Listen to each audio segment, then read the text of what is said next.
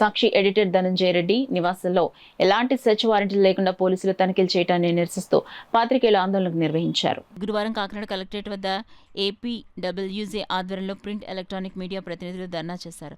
Union print electronic media Kakinada జిల్లా అధ్యక్షులు అంజిబాబు సాంబశివరాల నేతృత్వంలో జరిగిన ఈ ధర్నాలో పోలీసుల వైఖరిని తీవ్రంగా ఖండించారు. ఈ ధర్నా అనంతరం డిఆర్ఓ వెంకట్రావుకు వినతి పత్రం అందించారు. ఈ కార్యక్రమంలో పెద్ద ఎత్తున పాత్రికేయులు పాల్గొన్నారు.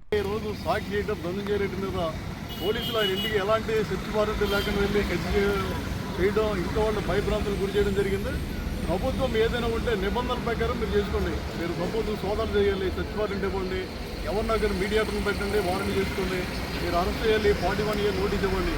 ఇలాంటి నిబంధనలు లేకుండా మీడియాని దాడి చేస్తామంటే మాత్రం పార్టీగా ఎటువంటి పరిస్థితుల్లో సహించేది లేదు. గత 5 ఏళ్ల ప్రభుత్వంలో మీరు ఏదైతే చెప్పారో అదే ఇప్పుడు మీరు అమలు చేయడం అనేది కక్షపూరిత ధోరణి కింద వస్తుంది. ఖచ్చితంగా దీన్ని ఖండిస్తున్నాం.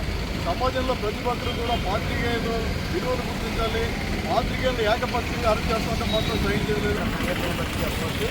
అయితే ప్రభుత్వాన్ని మేలు కలపడానికి వ్యతిరేకంగా వార్తలు రాస్తున్నారని చెప్పి అనుకుంటున్నారు తప్ప ప్రభుత్వానికి క్రింద స్థాయిలో జరిగే ఈ యొక్క ఇబ్బందుల్ని వార్తల రూపంలో తీసుకురావడం ద్వారా ప్రభుత్వం వాటి మీద చర్యలు తీసుకుంటుందనే ఉద్దేశంతో జర్నలిస్టు తన పని చేసుకుంటూ వెళ్తాడు. ఇంటిని సోదానం చేయడం, కుటుంబ సభ్యులను భయభ్రాంతులు చేయడం ఇది ప్రజాస్వామ్యానికి తీరని ముప్పుగా ఏపీడబ్ల్యూఏ కాకినాడ జిల్లా యూనిట్ తరఫున మేము తీవ్రంగా ఖండిస్తున్నాం.